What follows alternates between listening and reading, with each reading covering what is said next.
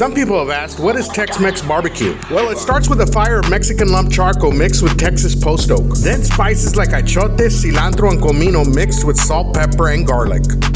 With meat cooked low and slow on an offset barbecue smoker built in Mexico and distributed in Texas. Mixing two styles of cooking, culture, and tradition into one great piece of meat. If that ain't Tex-Mex, then I don't know what is. Get you some here on Goya Achiote.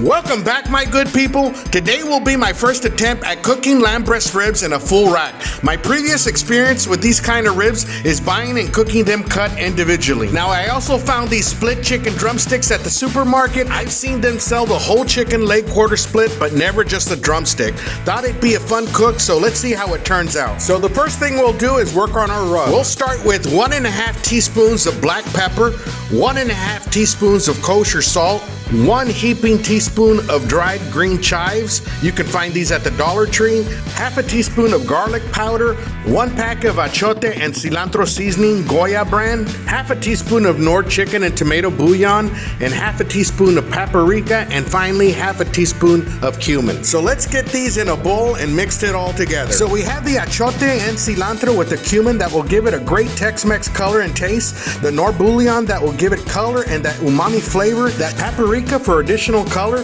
the salt, pepper, garlic that's traditional in Texas, and finally the green chives for taste and color contrast. Before we trim our ribs, let's take a look at where this cut comes from. Lamb breast comes from the lower part of the rib cage of a young lamb and contains a significant amount of fat. It requires longer cooking methods, so it's perfect for the smoker. Now let's start our trim. Lamb breast is basically the spare rib of the lamb, while the lamb chops are like the baby back ribs of a lamb. Lamb breast is fatty and not the meatiest cut of the lamb, but when prepared properly and slow cook, it is extremely flavorful and tender. So you will see me here cutting away at the top fat cap of this cut to about 1/8 inch of fat. Then I'll drizzle it with a little bit of olive oil as a binder. I make sure to spread that as evenly as possible. Then I'll flip the cut over and start trimming away the skirt steak off the backside. That's right. These would be the fajitas of a lamb. Once done, I will score the membrane on the backside in a diamond-shaped pattern using diagonal cuts. Then I will drizzle more olive oil on the backside as a binder. I want all sides of this cut to be as flavorful as can be. Using a spoon, I scoop a little bit of that rub from our stainless steel bowl and carefully spread it across our ribs. These stainless steel bowls come in a set of 5 or 6 and are so convenient to have for rubs, marinades, saucing your wings, or use them to store food. Best of all, they sell for about 20 bucks for the set and even come with lids. I'll have all the links for the various products used in this video in the video description below. And so I'll pat in a few more places with the rubs on our cut, and it looks like our ribs are ready to go in a Ziploc and into the fridge. These here are 5-gallon Ziploc bags that are great to have for these larger pieces of meat. They sell a box of 6 at your local Dollar Tree. In another Ziploc bag, I'll throw in all the split drumsticks and then drizzle it with some olive oil. Then I'll rub it in, and then I'll use the remainder of our rub on our chicken. We give our chicken a little mix so our rub gets evenly distributed. And now take a look at how our Tex-Mex rub gives a nice little color and look to our chicken. All done here, we place our meat in the fridge. Now let's go outside and light the pit. Today we are using the Old Country G2 offset smoker and half a chimney of lit Kingsford charcoal over some El Treco Mexican lump charcoal. The Mexican lump charcoal will be our base for the fire while burning some gourmet wood products, post oak splits for some smoke. The GWP splits are cut 2 inches by 8 inches, which is the perfect size for this smoker. Now let's get this smoker cleaned up as the pit heats up. It had been a while, but now the oil's getting seasoned as the pit reaches temperature. So we cleaned her up. We got 2 splits on there right now, just to burn off the grill. We're at 300, rocking and rolling. We're already evened out. 350 there, 350 there. We're gonna let it, reduce in temperature. You see we're getting clear smoke up on the smokestack. So yeah, we're just gonna go ahead and burn the grill. We'll clean it off and then we'll start putting in our lambs. Doesn't she look like a beauty? All cleaned up. Okay guys, so we went ahead and cleaned the grill inside. We still got a temperature of about 350. I went ahead, we're all the way open on top of the smokestack. So I went ahead and opened a little bit the door here in the firebox. With the firebox door slightly open, we were able to drop the temperature to about 300 degrees. Perfect time to put our proteins on the smoker. Okay guys, here she is. We let the rub sweat in. Now let's get her in there. All right.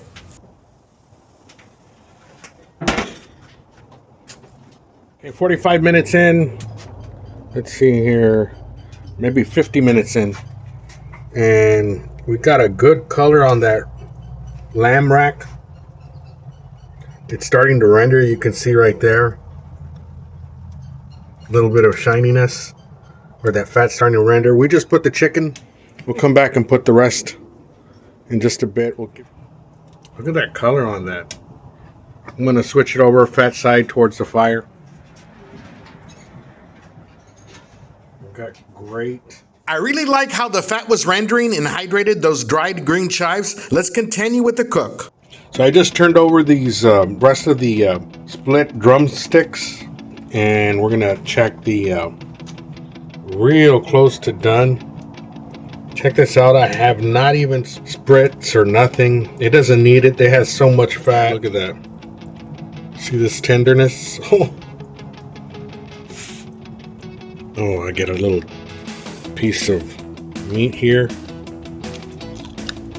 Oh my god, can't wait to dive into these.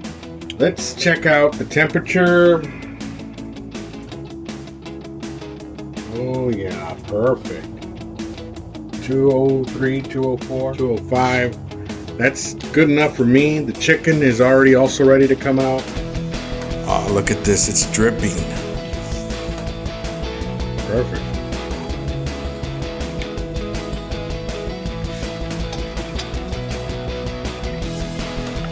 Look how rendered the fat is. Excellent pull. Let's take them inside, guys.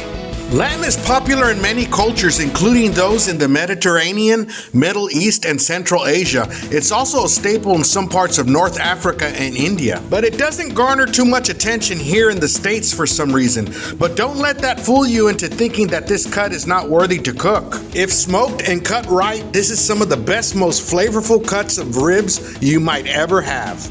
Look at that smoke ring. Oh man, look at that. Delicious juice.